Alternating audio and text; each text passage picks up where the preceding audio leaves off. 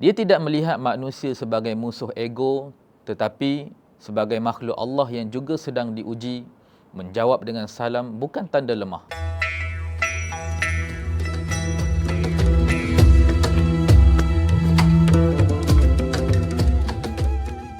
Dalam diam, kita semua pernah berharap, aku nak jadi hamba yang Allah cintai. Dalam surah Al-Furqan, Allah sendiri memperkenalkan satu golongan istimewa, hamba-hamba Ar-Rahman. Yang menariknya, ciri pertama yang Allah sebut bukan tentang solat malam, bukan tentang sedekah yang banyak, tetapi tentang cara mereka berjalan di atas muka bumi Allah.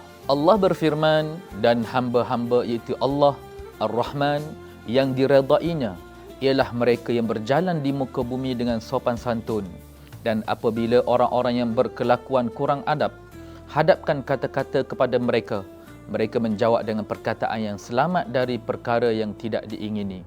Surah Al-Furqan ayat 63. Inilah cara hamba-hamba Ar-Rahman membawa dirinya dalam kehidupan.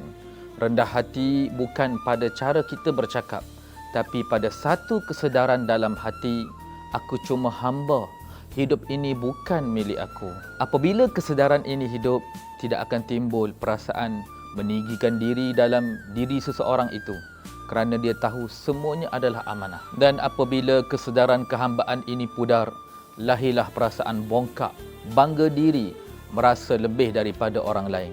Sifat itu bukan sekadar masalah akhlak, ia tanda hubungan dengan Allah yang sudah pudar. Kemudian Allah sebut ciri yang kedua, dan apabila orang jahil berbicara kepada mereka, mereka menjawab dengan salam.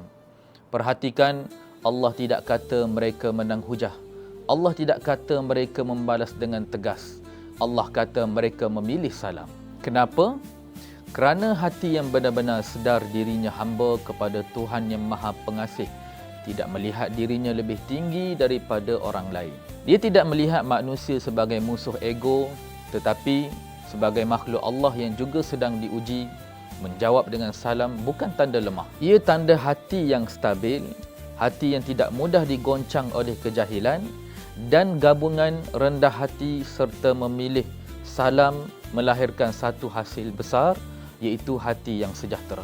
Allah sebut dalam surah Asy-Syu'ara ayat 89, kecuali mereka yang datang kepada Allah dengan hati yang sejahtera. Dan akhirnya, yang dinilai bukan sekadar banyaknya amal, tetapi keadaan hati ketika kita kembali kepadanya. Mungkin selama ni kita mencari kasih sayang Allah pada perkara-perkara yang besar dan sukar. Sedangkan Allah nyatakan dua perkara asas, cara kita membawa diri dan cara kita membalas manusia. Inilah langkah awal menuju menjadi hamba Ar-Rahman, dan perjalanan ini baru saja bermula. Az-Zuha menyantuni dengan hati.